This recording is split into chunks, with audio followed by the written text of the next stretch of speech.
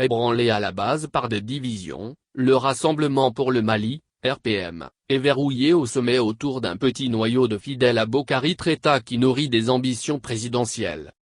Un an après la chute d'Ibrahim Boubacar Keïta, le parti s'éteint par le fatalisme ou l'indifférence. Bokari Keïta apparaît de plus en plus comme un homme épuisé par une gouvernance très solitaire du parti. Alors qu'il aborde une étape cruciale de réorganisation, de clarification et de quête de cohésion. Mais suffit-elle à compenser les failles dans l'instance dirigeante du parti? Seul, très seul. Trop seul? Depuis la chute d'Ibrahim Boubacar Keïta, le siège du Rassemblement pour le Mali, RPM, s'est réduit comme peau de chagrin. La bâtisse s'est vidée, la petite bande conquérante des poids lourds qui l'avait accompagné vers la victoire s'est dégarnie. Au fil du temps, leur énergie s'est tarie, l'usure s'est installée. Le chef du parti a sa part de responsabilité dans cette mauvaise passe. Il demeure le plus mauvais manager, ose des cadres, surpris qu'il ne promeuve pas davantage les talents. Sambi Touré, ancien conseiller d'Ibrahim Boubacar Keïta, s'est désolé dans sa lettre de démission de la gestion clanique et clientéliste qui est une sombre nouvelle. Depuis le départ d'Ibk, la ligne n'est pas claire. Les règles ne sont pas respectées et le président prend des décisions en solo, au détriment du bureau politique national.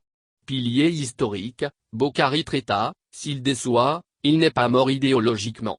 Il ne déniche pas le remède miracle dans les méandres de son cerveau pour éteindre les divisions qui secouent les structures de base du parti, en dépit de ses supposés super-pouvoirs.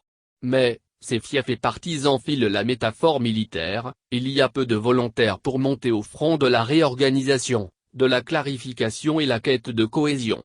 D'ailleurs, beaucoup évitent de prendre des initiatives. Keïta a voulu le job, il l'a. Bougonne infidèle qui espère voir sa tête hors de l'eau dans les semaines à venir, en se fondant sur capacité à transcender les difficultés du moment. Son éventuelle candidature peut-elle dépasser les clivages? Hésitera-t-il à couper les têtes qui auront le malheur de dépasser?